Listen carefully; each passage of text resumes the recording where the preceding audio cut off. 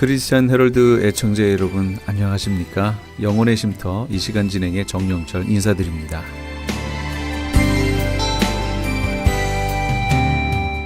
크리스찬 헤럴드는 신문을 시작으로 라디오, 이제는 공중파 채널인 18.88을 통해 텔레비전으로도 함께 하실 수 있습니다.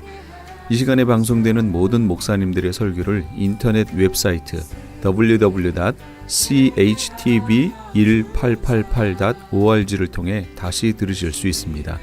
하루를 귀한 말씀과 찬양으로 마감하시는 그런 시간 되시기 바랍니다.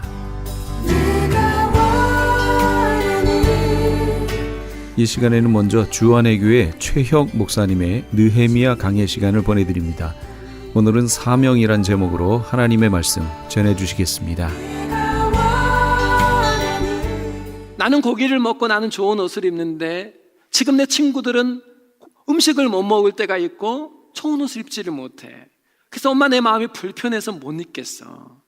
어려서부터 마음이 어디를 향해 있냐면 어렵고 힘든 친구들을 향해 있었어요.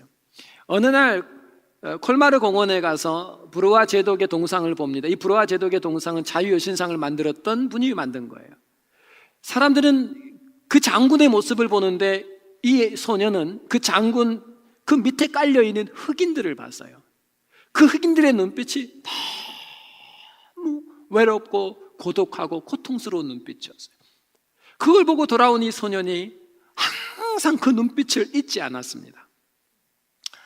파리에서 칸트 철학을 공부하고 철학 박사와 신학 박사를 공부한 다음에 뭐를 알게 되냐면 파리 선교협회에서 발행되는 잡지 중에 아프리카 콩고 지방에 너무나 많은 흑인들이 어렵게 살지만 병들어서 죽어가고 있다. 누구도 그들을 돌아봐주고 치료해주지 않는다는 걸 알았어요. 그래서 의학 공부를 시작합니다. 그리고 이 사람이 바로 아프리카 땅을 밟고 봉사하며 선교했던 슈바이처 박사예요. 여러분, 슈바이처라는 사람이 하나님의 음성을 들었다는 얘기가 그의 책에 없어요. 계시받은 적은 없어요. 그런데 하나님께서 그 성령이 그의 마음속에 뭐 하셨는가? 그의 마음에 끊임없이 부담을 하나 줬어요. 자꾸 눈에 밟히는 걸 줬어요. 나는 잘 먹은 환경, 잘 사는 환경에 있는데 내 마음의 방향이 다른 곳을 향해 끊임없이 다른 곳을 향해 눈에 밟히는 현장을 줬어요. 그게 소원이 됐어요. 음성은 들은 적이 없는데 하나님은 슈바이처는 나에게 무엇을 원하는지를 정확하게 알고 자신의 한평생을 그들을 위하여 살다가 갑니다. 여러분, 나는 지금 하나님의 응답을 받을 능력이 없습니다. 하나님 나의 꿈에 나타나 계시를 해주지 않습니다. 하나님 나에게 선지자를 통해서 너의 사명은 뭐라고 좀 정확하게 얘기를 해줬으면 좋겠는데 그런 음성을 들은 적이 없습니다. 괜찮대요. 느헤미야도 똑같았어요. 그러나 느헤미야가 그 어마어마한 사역을 감당할 수 있었던 것은 그의 마음이 수상궁의 편안한 삶을 살고 있음에도 그의 마음은 하나님의 성전이 있는 하나님의 백성들이 머물러 있는, 그러나 포로되어 모두가 고통당하는 그 땅을 향하여 마음 길이 나져 있었던 그 거룩한 관심이 바로 느헤미야의 사명이었어요. 나 환자만 보면 그렇게 눈에 밟혔던 분이 손양원 목사님이셨어요. 여러분, 노숙자들이 하루에 한 끼를 제대로 못 먹는다잖아요. 한국에 있는 노숙자들을 그렇게 보면서 내 형님 같고 내 동생 같기도 하고 어떨 땐 내 아버지 같은 분들이 하루에 한 끼 먹는 게 자꾸 눈에 밟혀서 목회라는 이 목사가 강단에서 설교를 하고 예배를 드리고 인도하는데 마음이 그게 자꾸 불편해서 시작한 게 바퍼한 거예요. 바퍼 목사, 최일도 목사님이 이렇게 시작해요. 하나님으로부터 음성 들은 게 아니에요. 계시를 받은 적 없어요. 그런데 성령이 그 마음속에 자꾸 눈에 밟히는 현장을 줬어요. 내 몸뚱아리는 괜찮은데 내 마음이 자꾸 가는 게 있어요. 바로 이것이 우리의 사명과 깊은 관계가 있어요. 언젠가는 피에 묻은 조지아주 언덕 위에 옛적 노예의 아들들과 옛적 노예 소유주의 아들들이 형제에 넘쳐 한 밥상에서 밥 먹는 그 장면을 나는 꿈꾼다. 마틴 루터 킹 목사예요. 마틴 루터 킹은 그의 마음에 자꾸 눈에 밟히는 사람이 있었어요. 그건 흑인들이었어요. 차별받는 그들을 향해. 여러분, 여러분의 마음이 어디를 향하고 계십니까?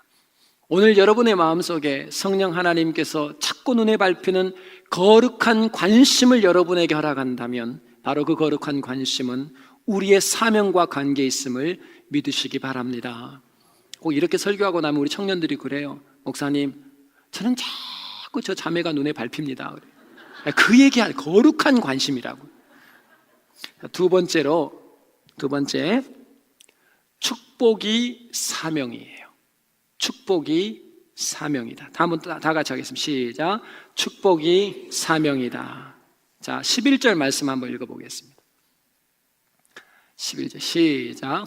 주여 구하오니 귀를 기울이사 종의 기도와 주의 이름을 경외하기를 기뻐하는 종들의 기도를 들으시고 오늘날 종으로 형통하여 이 사람 앞에서 은혜를 입게 하옵소서 하였나니 그때에 내가 왕의 술 관원이 되었었느니라.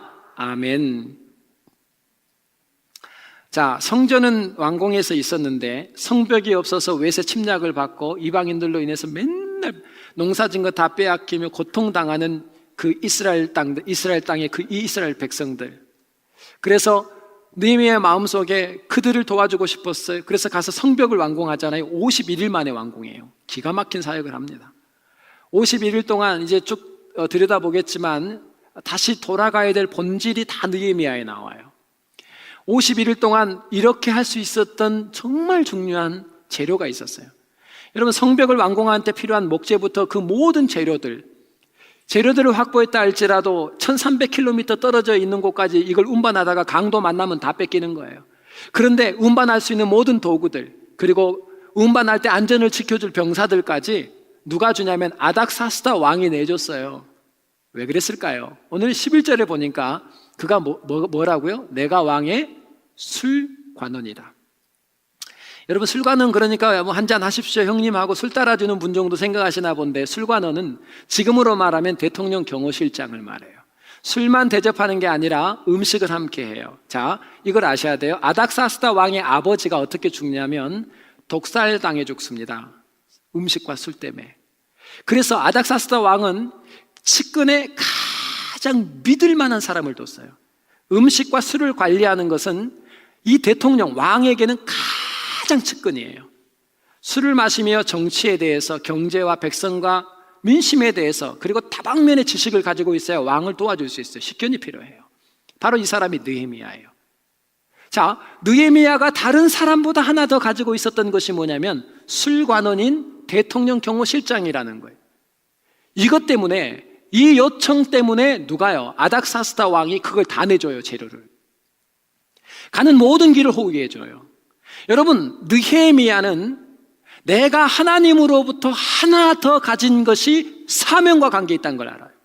여러분, 내가 하나님께서 나에게 주신 것, 그 당시에 유대인들은 전부 노예인데 하나님께서 나에게 하나 더 주신 술관원이라고 하는 하나님이 주신 이 복, 이 축복이 뭐였냐면 바로 사명과 관계에 있었어요. 만약에 그 축복이 술관원이라고 하나 더 내가 가지고 있는 것이 없었다면 이 어마어마한 사역을 그렇게 못 해내요. 여러분, 기억하셔야 돼요.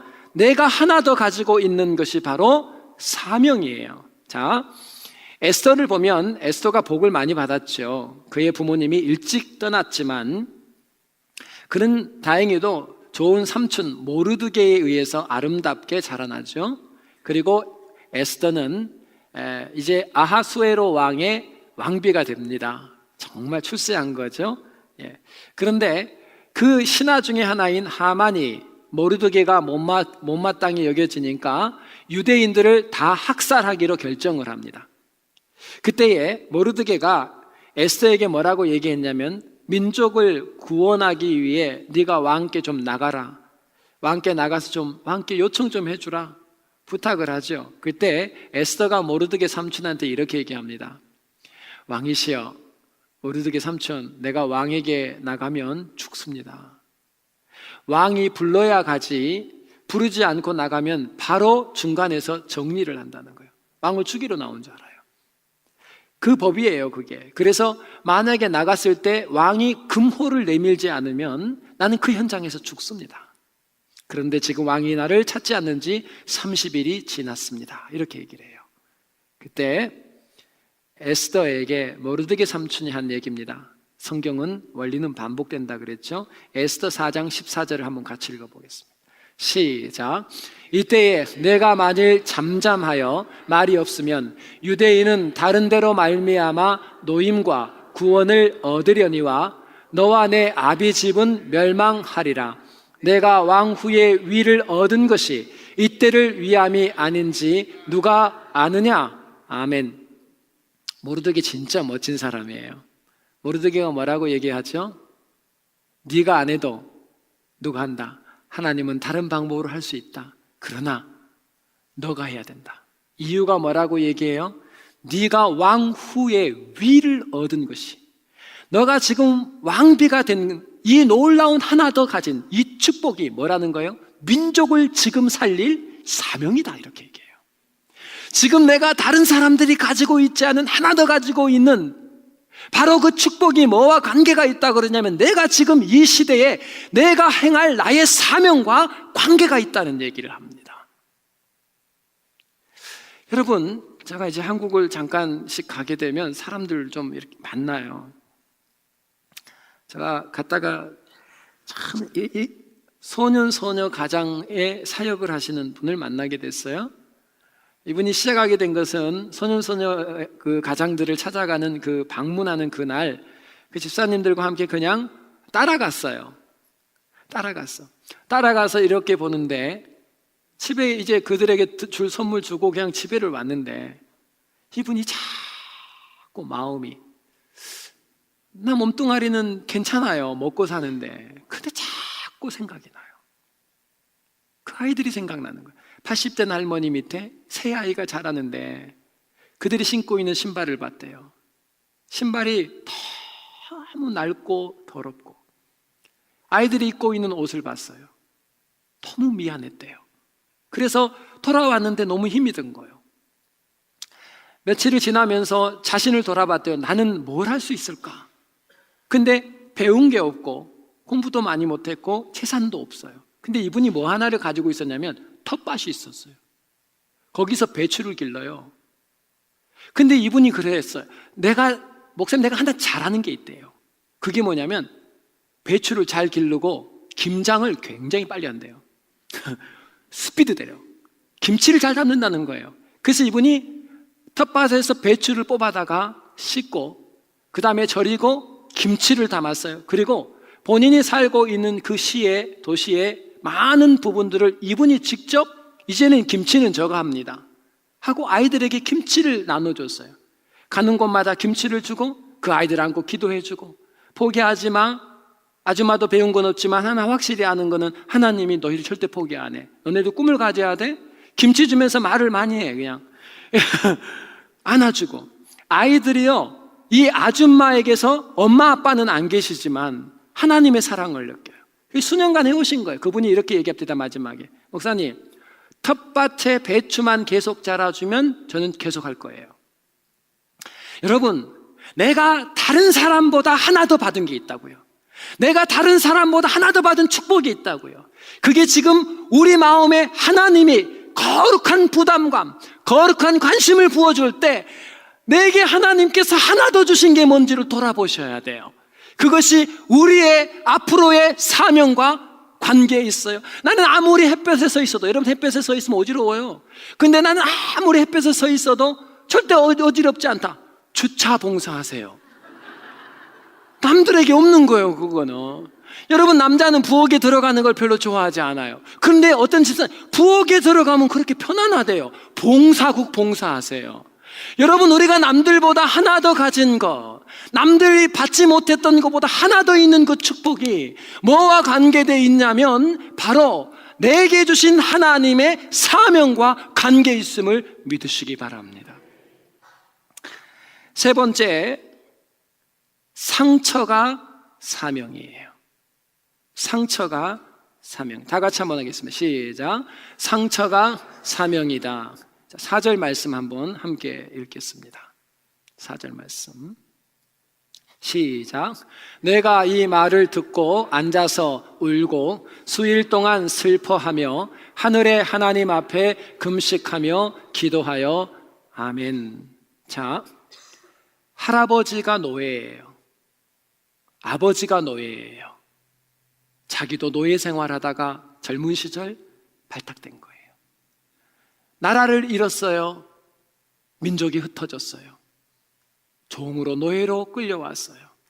느헤미야의 마음속에는 남들이 알지 못하는 상처 있는 사람이에요. 그 땅을 향하여 물어보니까 성문이 불타고 소화되고 엉망이 됐다는 얘기를 듣고 뭐라 그래요? 엉엉웁니다. 그런데 여러분, 우리가 아무리 슬픈 일이 있어도 그냥 몇 시간 울면 눈물도 안 나오잖아요. 수일을 울고 밥을 못 먹었어요. 왜? 느헤미야에게는 눈물과 아픔과 상처가 있었어요. 여러분, 하나님은 우리가 만난 눈물과 상처를 낭비하지 않아요. 그냥 능력이 없어서 우리에게 상처가 온 게 아니라, 아버지가 너무나 게으르고 나태하셔서 우리를 돌보지 못해 상처받은 게 아니라, 우리가 받은 눈물, 흘린 눈물과 받은 상처는 우리의 사명과 관계가 있어요. 보스턴의 한 보호소에 앤이라고 하는 한 소녀가 있었습니다. 그의 앤은 그의 엄마가 아빠는 술주정뱅이에요. 알코올 중독자예요. 얼마나 엄마를 많이 때리고 엄마를 얼마나 폭언을 많이 했는지 이 앤의 엄마는 그러다 맞아 죽었다고요. 여러분, 제가 그 공부를 하니까요, 가정 안에서 폭력적인 아버지를 두고 매맞는 어머니가 있고 그 안에 딸이 있잖아요. 그럼 이 딸이 무슨 생각하고 사는 줄 아세요? 이 딸은요, 자기를 이렇게 당하지 않게 엄마를 보면서 자기 방어부터 시작해요. 나도 능력을 가져야 돼. 안 그러면 저렇게 당할 거니까. 두 번째는요, 내가 시간이 되면 누구를, 아버지를 복수할 생각하고 자라납니다. 참 무서운 일이 벌어져요. 앤의 마음속에는요, 어마어마한 상처가 있었어요. 그리고 엄마가 죽어요. 아버지가 술 주정뱅이니까 이 아이를 돌볼 수가 없어서 보호소에 맡겨집니다. 동생과 함께 보호소로 들어가는데, 보호소에 들어간 그 동생이 아버지 엄마 사랑 못 받고 크다가 죽어버립니다. 그 충격이 얼마나 컸는지 애는 그때 정신줄을 놔버려요. 그리고 애는 정신분열증을 앓게 돼요. 미쳤고요. 그 다음에 시간이 지나면서 후에 알게 됐지만 눈이 멀어버려요. 너무나 그 마음의 상처가 커서 눈까지 멀어요. 그래서 정신병동에서 이 아이를 데리고 있다가 검사를 해보고, 애는 회복 불능 상태의 아이라는 판정을 받게 됩니다. 그리고 이 아이는 정신병동 독방에 들어가요. 시간만 나면 자해하고 자살을 시도하고요, 애는 시간만 나면 괴성을 질러댑니다. 그런 상황에 있는데 한 할머니 한 분이 이 병동에 찾아오죠. 그리고 그 병원에다 요청을 합니다. 내가 저 앤이라고 하는 아이를 돌보게 해주십시오. 그랬더니 안 되는 거예요. 아무에게나 이 환자를 내줄 수가 없어요. 그런데 이 할머니 이름은 로라인데, 이 로라 할머니가 가지고 있었던 한 가지가 있었어요. 그게 뭐냐면 과거에 간호사 일을 했거든요. 그래서 내가 옛날에 간호사였습니다. 그러면 그 아이를 돌볼 자격이 되네요. 그 한 가지 가지고 있는 것을 가지고 그 앤이라고 아는 아이를 돌봅니다. 문제는 뭐냐면 매일 과자와 그리고 책을 읽어주는데 이 아이는 소리를 지르고 자해하고 들으려고 하지를 않아요. 지쳐갈 만한 그쯤에 어느 날 초콜릿을 이렇게 놔뒀었는데 와보니까 초콜릿 놔뒀던 개수 중에 하나가 없어졌어요. 먹은 거예요.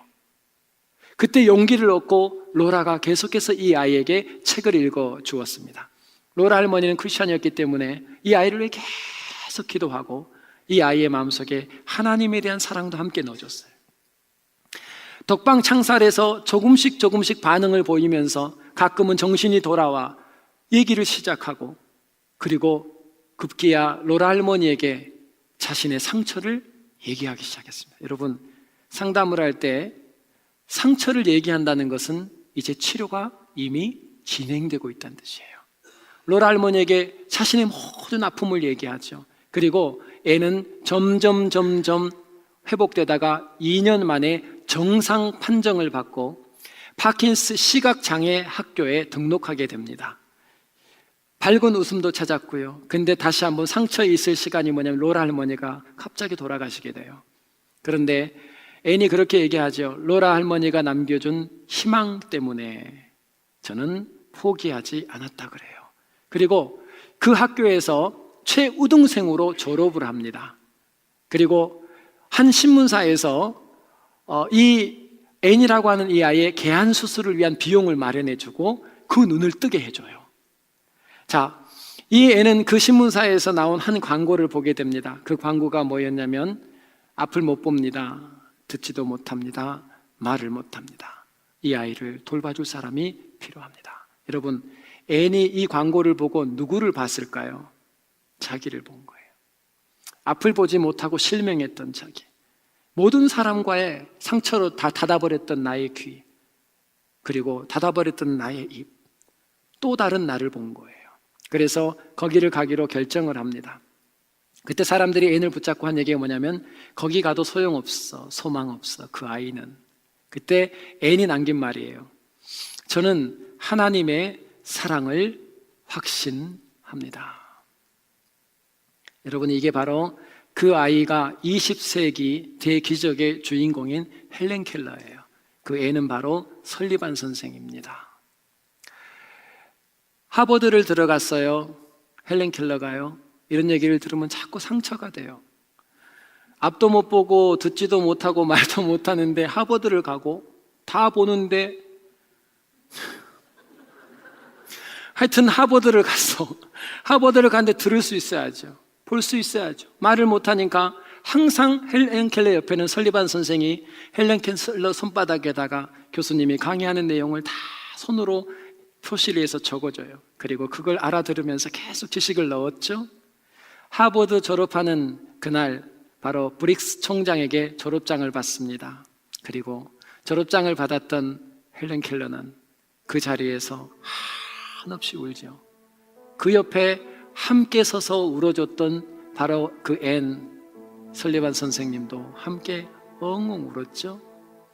헬렌 켈러가요, 박사학위까지 다 받고 공부를 마쳤죠. 박사학위도 하나도 아니고 주눅들게. 그가 쓴 책 중에 3일 동안만 볼 수 있다면 이라는 책이 있어요. 근데 3일 동안 볼 수 있다면 그 첫 번째 보고 싶은 게 뭔가를 이렇게 기록했더라고요.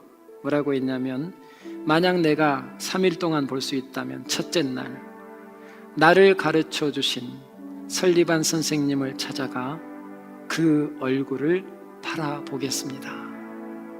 헬렌 켈러는 잊을 수가 없는 거예요. 그 헬렌 켈러는 설리반 선생님의 얼굴을 보고 마지막 날 마지막으로 하고 싶은 것이 뭐였냐면 기도였어요. 나를 3일 동안 보게 하신 하나님께 감사의 기도를 드리겠습니다. 여러분, 설리반은 상처 있는 여인이에요. 아버지가 엄마를 구타하고 욕하고 그리고 급기야는 엄마가 죽었어요. 버려진 아이였어요. 보호소에 들어가 동생이 죽고요. 이 세상을 향하여 눈과 귀와 입을 닫았던 아이예요. 그런데 하나님은 그 앤의 상처를 당신의 뜻을 이루는 사명의 도구로 사용하시더라고요. 여러분, 우리가 상처를 낭비하지 하나님은 상처를 낭비하시는 분이 아닙니다. 눈물 흘릴 일들이 많죠. 이민생활이 얼마나 힘듭니까? 하루도 몇 번이나 울고 싶을 때가 있습니다. 그 많은 상처들을 우리는 그냥 지나가는 줄 알지만 그 상처를 붙들고 하나님은 우리의 사명을 길을 열어주셔요. LA에 잠깐 누구를 기다리면서 카페에 앉아 있는데 한 젊은 분이 오셨어요. 딱 보기도 목사님 같아요. 저보고 그래요. 최영 목사님이시죠? 제가 이제 LA 가서 앉아 있으면 이제 항상 선글라스를 좀 끼고 있는 편이에요. 성도들도 오가다 밥값 내주는 것도 이제 더 이상 미안하고, 우리 교인이 아니어도 밥값도 내주고 그렇게 봐서 인사를 많이 하세요. 목사님이 저보고 그래요. 최 목사님 맞으시죠? 네. 잠깐만 앉아도 되겠습니까? 사실은 제가 스케줄이 있었거든요. 그런데도 그냥 앉으시라 그랬어요. 그분이 그래요. 당신 얘기를 좀 하시더라고요. 그 얘기가 뭐였냐면 교회에서 오해를 받고 있대요. 그런데 사실을 얘기하면 담임 목사가 힘들대요. 근데 이 오해가 너무 힘든 거예요. 처음 받아본 오해니까. 그리고 그 자리를 놓고 나와야 될 상황이더라고요, 들어보니까. 근데 제가 받은 오해에 비하면 아무것도 아닌데 이분은 처음 받는 오해라 힘들어요. 저한테 그 얘기를 다 털어놓으시더라고요. 그러면서 그래요. 목사님, 저 숨도 못 쉬겠어요. 그래요. 그래서 제가 그분에게 저의 상처를 보여줬어요. 1시간 반 동안 그 다음 스케줄 잊어버리고 1시간 반 동안 저 얘기해줬어요. 그 상처는 어김없이 그날 그 목사님을 다시 일으켜 세우더라고요. 여러분, 상처 때문에 울지요. 많이 우셔야 돼요. 그러나 다 울었으면 이제 일어나셔야 돼요. 왜냐하면 그 눈물과 상처는 어김없이 하나님은 타인을 살리는 도구로 사용하실 거예요. 예수님은 부활하시고 나서 이제 부활하셨으니까 그 못자국이나 창자국이나 섬에 면류관 쓰신 그 채찍질 맞으신 그 자국들은 좀 지우고 다녀도 되잖아요. 근데 상처받으신 예수님이 안 지우고 다녀요. 뭐 하려고? 제자들에게 보여주면서 낙심하고 좌절한 그들을 이 상처를 통해 일으켜 세워줘요. 이제 우리가 만난 이 상처는 우리가 사역하게 될 현장에서 타인을 살리고 회복하는 도구로 사용받을 겁니다. 오늘 하나님 우리에게 말씀하십니다. 여러분의 마음의 방향이 어디를 향하고 계십니까? 여러분이 하나 더 가지신 아버지가 주신 축복은 뭡니까? 그리고 오늘 여러분이 흘렸던 눈물과 그 상처들, 이 모든 것들이 하나님이 여러분을 사용하시는 아름다운 사명의 재료가 될 것을 믿으시기 바랍니다. 지금까지 주안의 교회 최혁 목사님께서 귀한 하나님의 말씀 전해주셨습니다. 주안의 교회는 하나님의 임재가 충만한 예배, 섬김과 나눔을 실천하는 교회, 다음 세대를 준비하는 교회, 양육과 훈련을 통해 제자화하는 교회를 비전으로 삼고 있습니다. 주안의 교회는 1951 리날드 스트리트 LA에 위치하고 있으며 신앙상담을 원하시는 분은 213지역 232-3163 213지역 232-3163번으로 문의하시기 바랍니다. M3를 아십니까? 무슨 병에 걸렸던지 큰 효과를 준다는 신비한 영양제. 혈액에 영양을 공급하여 힘이 생기니까 피곤하지 않고 이제는 지팡이 없이 걸을 수 있다고 많은 분들이 간증을 합니다. 혈액 해독, 기력 회복, 뼈 골수 영양 공급, 심장, 뇌, 혈전 용해. 유태인 회사가 제조한 특수 영양제. M3, 혈액순환을 잘 되게 하는 최고급 영양제. M3, 크던 작던 아픈 곳이 있다면 M3. 213-435-9600, 213-435-9600번입니다. 정직한 마음으로 권해드립니다. 네, 신만이 장석훈입니다. 천정산삼이라고 다 같은 천정산삼이 아닙니다. 신만이 장석훈이 직접 채취해 믿을 수 있는 산삼. 장례삼, 야생산삼과도 비교할 수 없는 신만이 장석훈의 진품 천정산삼. 천하를 얻어도 건강을 잃으면 무슨 소용이 있습니까? 지금 오셔서 신만이 장석훈이 직접 채취해온 산삼을 드시고 온 가족의 건강을 지키십시오. 한남체인 길 건너편 전화 213-388-1234 388-1234 신만이 장석훈의 천정 산삼. 아니 당신 미장원 다녀왔어? 헤어스타일이 확 바뀌었네. 홈쇼핑월드 차홍 고데기로 마술을 부렸지. 홈쇼핑월드 차홍 고데기. 차홍 허니앤비 샴푸로 머리 감으면서 차홍 헤어두피 마사지를 쓰면 머릿결이 너무너무 부드러워지고 한 움큼씩 빠지던 머리카락도 눈에 띄게 덜 빠져. 차홍 고데기 너무 좋아. 그럼 그 웨이브 머리도 당연하죠. 3, 4분이면 이렇게 풍성한 웨이브 머리를 만들 수 있다고요. 너무 이쁘다. 어디서 샀어? 홈쇼핑월드. 가격 만족, 품질 만족, 행복한 쇼핑.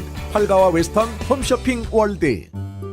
미국 최초 서든 캘리포니아 세미너리 상담심리학 석사와 결혼가족 치료사, 상담심리학 박사 한국어 과정. 캘리포니아 심리학협회가 인정한 서든 캘리포니아 세미너리 과정 수료 시 캘리포니아 면허 시험 응시 자격이 부여되며 면허 취득 시 직접 클리닉도 오픈하실 수 있습니다. 저렴한 학비, 다양한 장학금으로 학비 걱정도 끝. 한국어로 편하게 배우는 심리학 석박사 과정. 서든 캘리포니아 세미너리 323-529-3339 323-529-3339.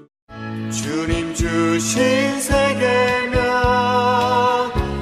찬양 집회 소식입니다. 오늘 6월 5일 주일 오후 2시에 LA 한인타운에 있는 프레이즈 교회에서 찬양 사역자이신 이윤수 목사님을 초청하는 간증과 찬양의 시간을 마련했습니다.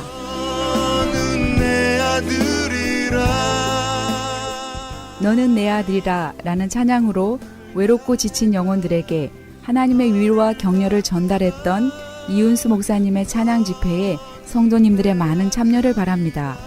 참여를 원하시는 분들은 한인타운 피코와 캔모에 위치한 2668 웨스트 피코 블러버드 프레이즈 교회로 6월 5일 주일 오후 2시까지 오시거나 213-700-9833 213-700-9833 번호로 문의하시기 바랍니다.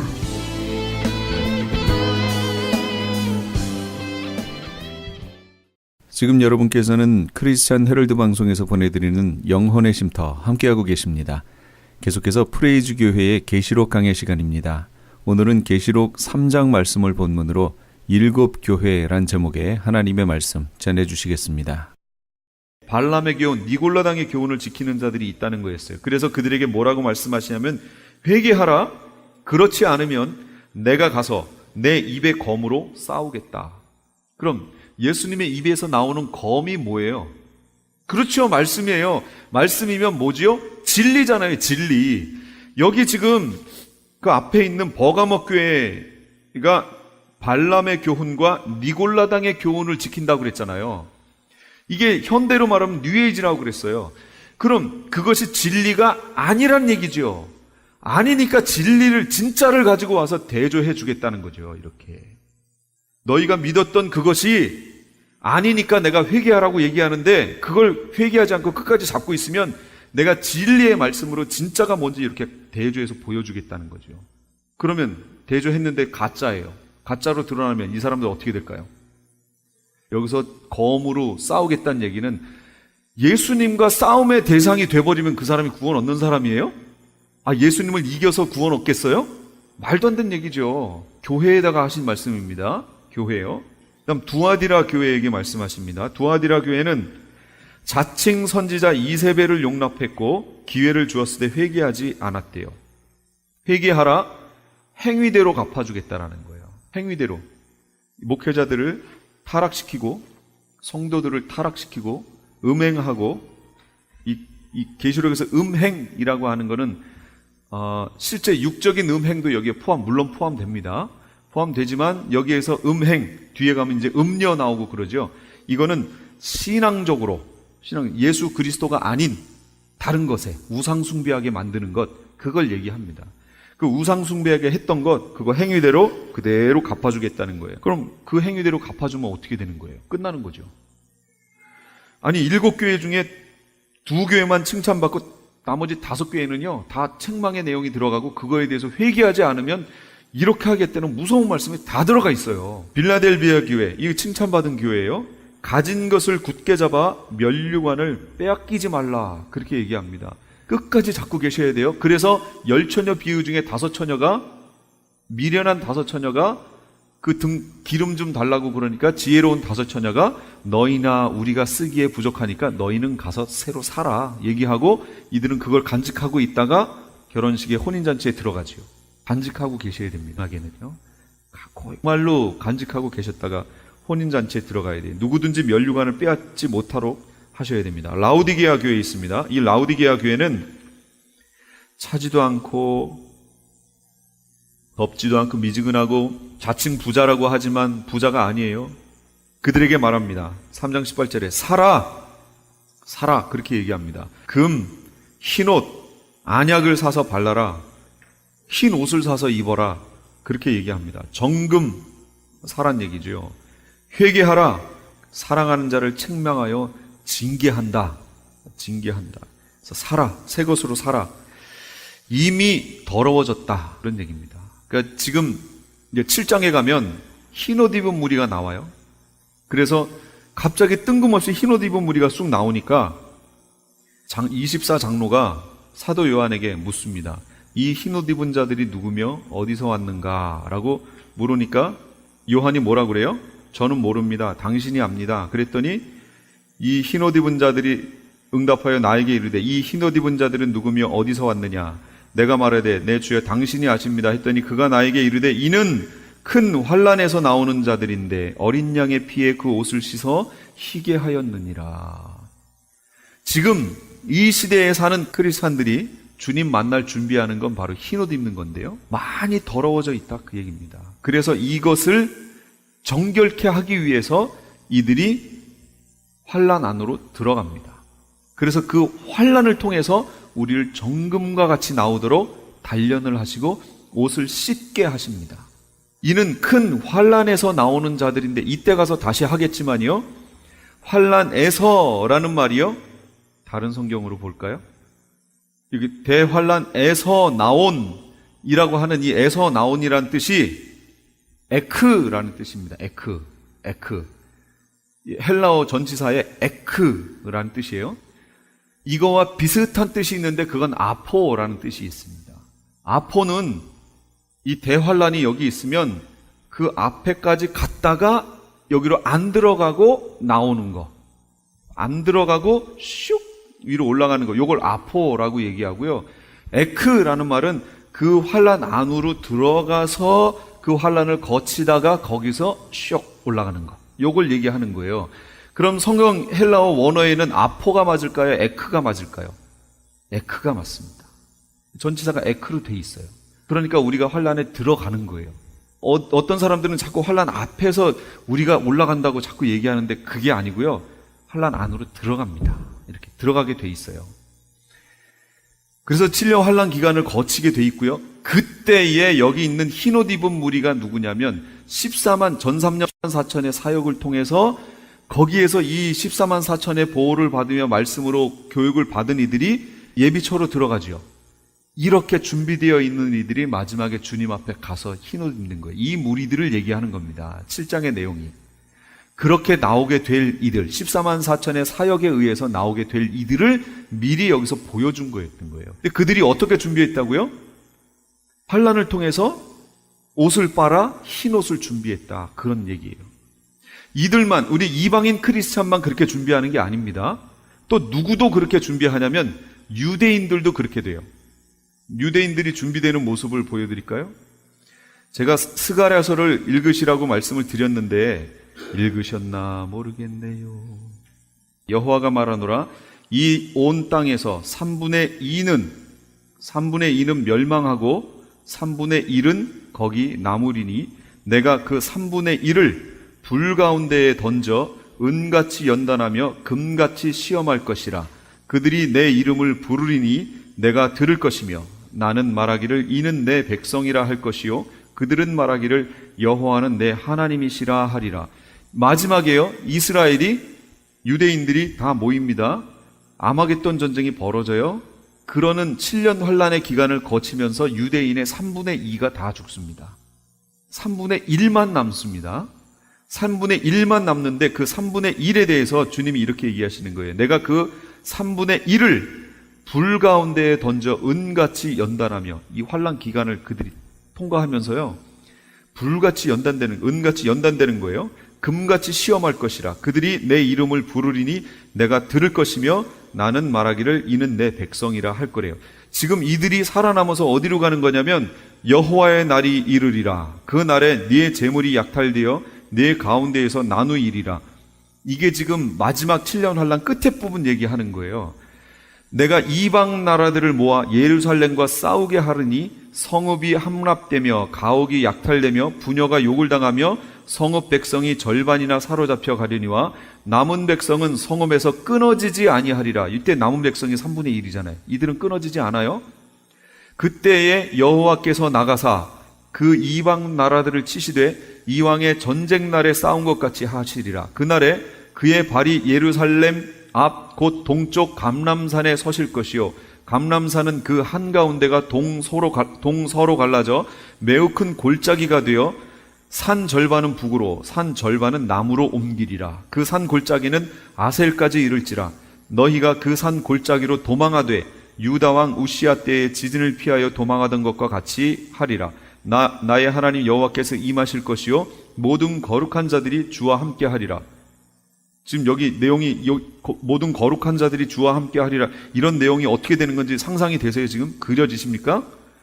예수님이 감람산으로 나중에 재림하실 거잖아요. 예수님이 재림하시기 전에 먼저 어떤 일이 벌어져요? 공중으로 강림하시잖아요. 공중 강림하실 때 예비처에 가 있던 크리스찬들이 이제 휴거되잖아요. 마지막 7째 나팔에 휴거돼서 올라갔죠. 거기서 혼인잔치하고 며칠이 될지 몰라요. 이게 며칠입니다. 몇 년이 아니에요. 며칠이에요. 내려옵니다. 그 내려오면서 어디로 내려오는 거냐면 여 감람산으로 지금 내려오는 거예요. 그때 유대인들은 어떻게 살아남은 3분의 1은 어떻게 되는 거예요? 연단되어져서 이제 주님을 완전히 100% 다 찾는 거죠. 이들이 이제 감람산으로 도망오는 거예요. 그들이 이제 오시는 주님을 바라보는 거예요. 그러면서 거기서 막 자기 주님이 오시니까 애통하고 막 통곡을 하는 거죠. 그 어려움을 지금 여태까지 당했잖아요. 주님을 보니 얼마나 반가워요. 거기서 만납니다. 그리고 이제 주님이 거길 지금 치고 있었던, 이스라엘을 쳐서 이스라엘을 막 노략하고 막 죽이고 있었던 이 아마겟돈 전쟁으로 왔던 이들을 예수님이 치시는데 어떻게 치시나 보세요. 그 날에는 빛이 없겠고 광명한 것들이 떠날 것이라. 여호와께서 아시는 한 날이 있으리니 낮도 아니요 밤도 아니라 어두워 갈 때에 빛이 있으리로다. 그 날에 생수가 예루살렘에서 솟아나서 절반은 동해로 절반은 서해로 흐를 것이라. 여름에도 겨울에도 그러하리라. 여호와께서 천하의 왕이 되시리니 그 날에는 여호와께서 홀로 한 분이실 것이요 그의 이름이 홀로 하나이실 것이라. 온 땅이 아라바같이 되되 게바에서 사람이 그 가운데 살며 다시는 저주가 없으리니 예루살렘이 평안히 서리로다. 예루살렘을 친 모든 백성에게, 이제 아마겟돈 하러 왔던 이들에게 하나님이 어떻게 하시나 보세요. 여호와께서 내리실 재앙은 이러하니 곧 섰을 때에 그들의 살이 썩으며 그들의 눈동자가 눈구멍 속에서 썩으며 그들의 혀가 입속에서 썩을 것이요 그날에 여호와께서 그들을 크게 요란하게 하시리니 피차 손으로 붙잡으며 피차 손을 들어 자기가 서로 친대요. 서로. 유다도 예루살렘에서 싸우리니 이때에 사방에 있는 이방 나라들의 보화 곧 그 문과 의복이 심히 많이 모여질 것이요 또 말과 노새와 낙타와 나귀와 그 진에 있는 모든 가축에게 미칠 재앙도 그 재앙과 같으리라. 예루살렘을 치러 왔던 이방 나라들 중에 남은 자가 해마다 올라와서 그 왕 만군의 여호와께 경배하며 초막절을 지킬 것이라. 요 마지막 16절은 나중에 말씀을 드릴게요. 요거 지금 말씀드리면 오해가 될 것 같아서 이건 나중에 말씀드리고, 어떻게 죽어요? 이 사람들이요? 살이 썩어요. 눈이 그 속에서 썩어버려요. 이 혀가 그 속에서 다 썩어버려요. 그리고 그러면서 서로 자기들끼리 막 친다는 거예요. 자기들끼리 치다가 다 전멸해버린다는 얘기죠. 이렇게 될 거라는 거예요. 아마겟돈 전쟁이 이렇게 돼버립니다. 그래서 끝을 내버리시는 거예요. 그래서 제가 스가랴서를 읽어보시라고 12, 13, 14 읽어보시라고 계속 그랬던 거예요. 여기에 이제 그러니까 이 성경이요 어느 하나에서 자세하게 쫙 다 설명 안 해놓고요. 여기에는 이거에 대한 설명, 다니엘서는 또 다니엘대로 또 다른 기간에 대한 거라든지 이런 설명해놓고, 이건 아마겟돈 전쟁 구체적인 내용을 설명해놓고, 그래서 제가 뭐라고 그랬냐면 계시록의 말씀을 쫙 펴놓고 이 내용을 이렇게 가지고 와야지요. 다른 성경을 펴놓고 계시록을 찢어서 이렇게 가져가면 해석이 안 돼. 그렇게 해석했다간 큰일 납니다. 계시록을 펴놓고 다른 성경 구절들을 가져와서 이렇게 맞춰보세요. 그럼 딱딱딱딱 맞게 돼 있어요. 이게 지금 그런 상황이에요. 그러므로 회개하라는 거예요. 회개해서 흰옷을 입고 준비하라는 거예요. 우리 이방 크리스찬들도 주님이 연단시켜서 흰옷 입게 만드시지만 이스라엘 유대인들도 여기서 보시면 3분의 1만 남지요. 3분의 1만 남고 그들을 은으로, 금으로 연단하듯이 그들을 그렇게 연단해서 아주 정말 주님이 받으심직한 흰옷 입은 무리로 또 만드십니다. 그렇게 된 자들만이 주님 앞에 서게 되는 거예요. 그러니 지금 어떻게 신앙생활을 해야 돼요? 지금처럼 물에 술 탄 듯 술에 물 탄 듯 이렇게 미지근하고 이런 차지도 않고 덥지도 않고 이런 식으로 신앙생활 했다가는 큰일 난다는 거예요. 이기는 자에게 주시는 게 뭐예요? 약속하셨어요. 에베소 교회에는 하나님 낙원에 있는 생명나무의 과실을 주어 먹게 하리라. 영생이지요? 영생을 주십니다. 그다음 서머나 교회에는 생명의 면류관을 내게 주리라. 둘째 사망의 해를 받지 아니하리라. 둘째 사망이 언제예요? 예, 제일 마지막 불못이죠. 그게 둘째 사망이에요. 그게 계시록에 20장기가 나와 있죠. 예, 백보자 심판을 거쳐서 생명책에 기록되지 않은 자들이 들어갈 곳, 그 불못. 그걸 둘째 사망이라고 나와 있습니다. 버가목 교회에는 감추었던 만나를 주고 흰 돌을 주겠다. 이렇게 얘기합니다. 새 이름이란 얘기예요. 제가 여기서 쓰던 이 이름이 아니고 주님이 친히 지어주신 그 이름을 다시 주겠다라는 겁니다. 그 명칭, 이름이 곧 내가 되는 거예요. 그 늑대와 추물이라는 영화 보셨어요? 케빈 코스트너가 나온 늑대와 추물. 그 제목이 왜 늑대와 추물이냐면 인디언이 사는 지역에 갔는데 어느 날 저녁에 횃불 앞에서 늑대와 함께 막 이러고 있는 모습을 어떤 인디언이 봤어요. 그래서 그걸 뭐라고 얘기했냐면, 아, 저 사람이 늑대하고 춤을 추고 있구나. 그게 이름인 거예요. 늑대와 춤을. 그게 그 사람 이름이에요. 그것처럼 여기에서 이름이라고 하는 것은 그 사람을 말합니다. 주님이 우리에게 주실 이름은 그 나라에서 내가 어떨 것이다 하는 걸 말해주는 거예요. 지금은 몰라요. 제 이름은 나라정, 빛일 영, 밝을 철에, 나라를 밝게 비친다, 그런 뜻이에요. 제가 좋게 그냥 그렇게 해석하는 겁니다. 그래서 나는 하나님의 나라를 비춘다, 이렇게 이해하고 지금 하고 있어요. 예.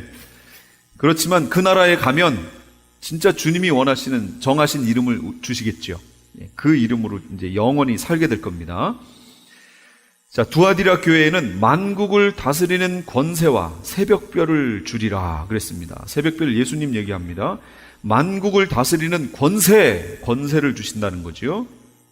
사대 교회에는 흰옷을 입을 것이고 생명책에서 반드시 흐리지 않고 아버지와 천사들 앞에서 시인할 것이다. 예수님이 시인해 주시는 사람이 돼야죠. 그거 우리 소망 아니에요? 나는 진짜 아무것도 한 것이 없고 초라하지만 초라해서 뒷걸음 치려고 할 때 주님이 내가 너를 안다 라고 해주시면 끝난 거 아니에요? 이거 끝난 거예요, 진짜. 이거 지금 우리가 바라보고 신앙생활 하는 거지요. 주님이 알아주시는 사람. 빌라델비아 교회에게는요, 시험의 때에 지켜주리라. 하나님의 성전의 기둥이 되고 새 예루살렘의 이름과 예수 그리스도의 새 이름을 저의 이마에 기록하겠대요. 시험의 때에 너를 지켜주겠다. 여기서도 오해가 되기 쉽습니다. 계시록 3장 10절. 네가 나의 인내의 말씀을 지켰은즉 내가 또한 너를 지켜 시험의 때를 면하게 하리니. 이렇게 해석이 돼가지고요, 이거를 봐라, 시험의 때를 면하게 해준다고 그러지 않았느냐. 그 시험의 때가 딱 오면 거기에 들어가지 않도록 면하게 해준다고 그랬는데, 그래서 환란이 들어가기 바로 직전에 우리 믿는 사람들은 휴거된다, 이거 말씀을 가지고 얘기하는 건데요, 아닙니다. 그거는 이 말의 원어를 잘못 알아서 그러는 거예요. 때를 면하게 하리라는 말의 원어는 테레소 에크라는 말이에요. 테레소 에크. 아까 제가 에크 얘기했죠? 그 안에 들어가서 거기서 취해내겠다라는 뜻이에요.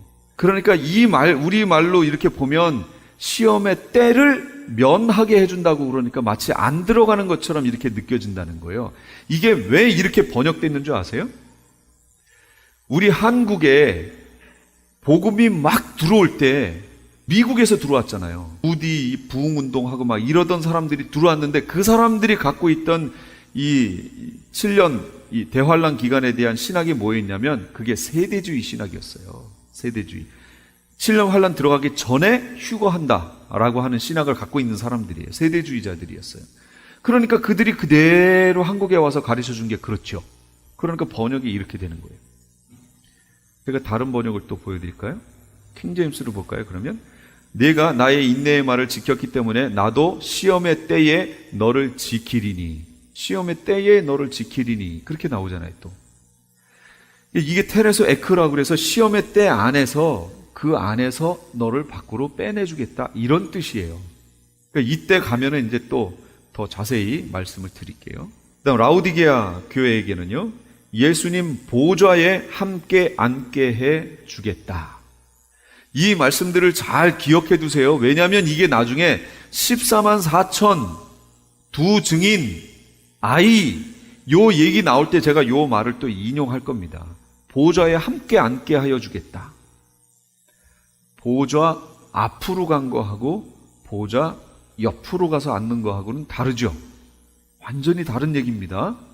어떤 사람을 보좌 앞으로 부른 거는 격이 다른 거고, 옆에 함께 앉게 하는 거는 이거는 격을 같이 한다 그런 얘기죠. 완전히 다른 내용이에요. 그러니까 요게 이제 그런 말씀 속에 들어가 있어요. 그래서 그때가 되면 제가 말씀을 드릴게요. 지금 말씀드리면 또 시간이 길어지니까 한 가지 우리가 조심해야 될 말씀 하나. 계시록 3장 20절. 볼지어다 내가 문 밖에 서서 두드리노니 누구든지 내 음성을 듣고 문을 열면 내가 그에게로 들어가 그로 더불어 먹고 그는 나로 더불어 먹으리라. 우리가 이 말씀 어디서 자주 봐요?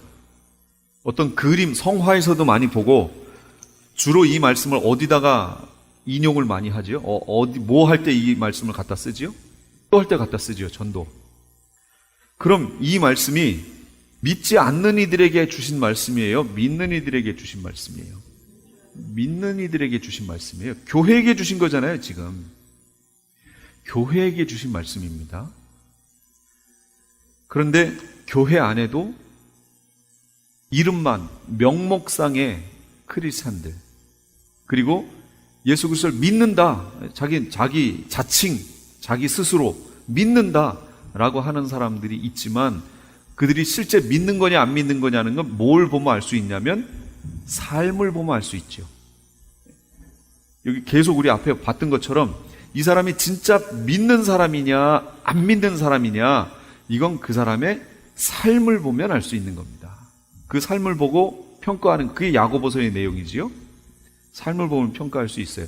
볼지어다 내가 문 밖에 서서 두드리노니 누구든지 내 음성을 듣고 문을 열면. 그렇다면 이 마지막에 있는 라우디게아 교회 사람들은 예수님을 어디다 놓고 신앙생활했단 얘기예요? 문 밖에 놓고 자기 신앙생활했단 얘기죠. 이 종교생활했단 얘기예요. 그러니까 종교생활하니까 얼마나, 이때 강조되는 게 뭐예요? 라우디게아 교회 사자에게 편지할 아멘 충성되시고 참된 증인이시여 하나님의 창조의 근본이 내가 네 행위를 아노니 네가 차지도 않고 덥지도 아니하고 네가 차든지 덥든지 하기를 원하노라. 이같이 미지근하여 뜨겁지도 아니하고 차지도 아니하니 내 입에서 너를 토하여 내치리라.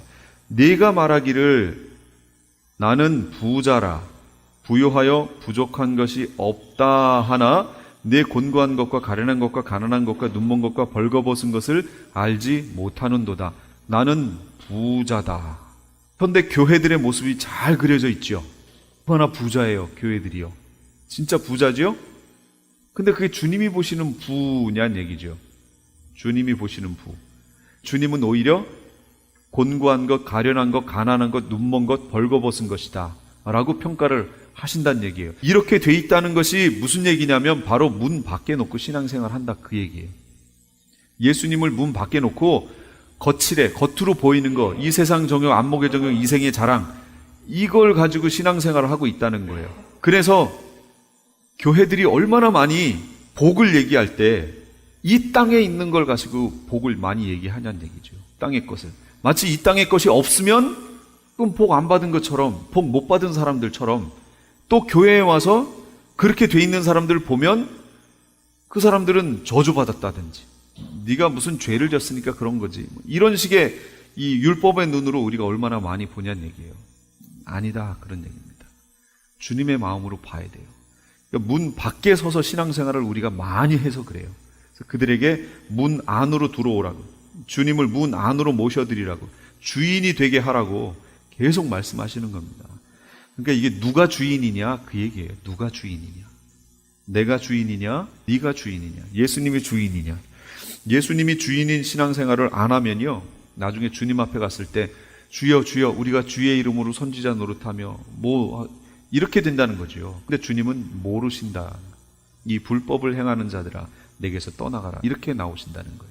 철저하게요, 우리를 무릎 꿇려야 되고요. 주님이 원하시는 그런 사람으로 우리가 살아가야 된다. 지금부터요, 그렇게 준비하셔야 돼요. 절대로 이 세상 것에 마음 뺏기지 마세요. 생각해보세요. 이 세상 거, 그거 뭐요? 집 하나 있는 거 가지고 뭐 어쩌라고요? 그게 뭐 천년만년 갈 것 같아요? 그 사람이 멋진 차 갖고 있어요. 근데 나는 3년 차예요. 그게 뭐 어째서요?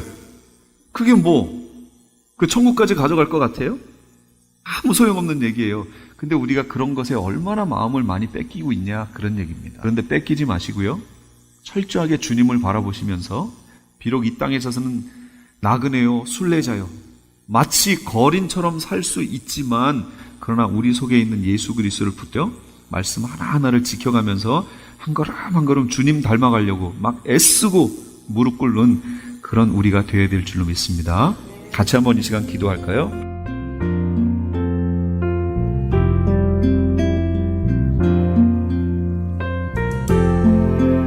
지금까지 LA 한인타운에 있는 프레이즈 교회의 요한계시록 강해였습니다. 프레이즈 교회는 지난 5월 22일부로 요한계시록 1차 강해를 마쳤습니다. 참여해 주신 성도님들께 감사드리며 오는 7월 9일 토요일에 계시록 2차 세미나가 오전 10시부터 오후 4시까지 실시되고, 다음 날인 7월 10일 주일 오후 2시부터 요한계시록 2차 강해가 10월 말까지 진행될 예정입니다. 요한계시록 세미나와 강해를 듣기 원하시는 성도님들은 2668 웨스트 피커 블루버드, 피커와 캔모어가 만나는 곳에 위치한 프레이즈 교회로 오시거나 전화 213-700-9833, 213지역 700-9833번으로 문의하시기 바랍니다.